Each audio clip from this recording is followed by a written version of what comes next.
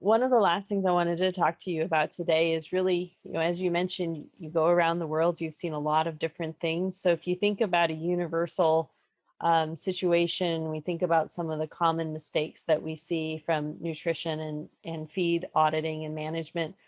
What do you identify today as those biggest mistakes? Well, that's a good question on it. Each area is a little bit different, but I think there are some overarching ones that I see in almost every country for sure. But and an awful lot of production systems and nursery pig wise, it's probably the one area where we continually struggle is getting pigs started on feed, that's been a problem for us for quite a while now. But probably the biggest mistake that people are making is on the other side of the nursery is oftentimes we see that the diets are too complex or there's too much cost in the late nursery.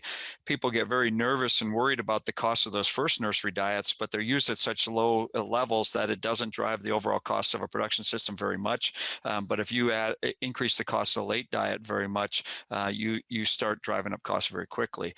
When you get into finishers, the big one is not taking advantage of the lowest cost energy and protein sources, and that isn't as much of a problem for us here sometimes in the U.S. because we're sometimes fairly constrained by what we have available in our in terms of energy and protein sources. But we can even see that here with people that are nervous about going to too high levels of some byproduct, and so they give up a lot of potential of cost savings.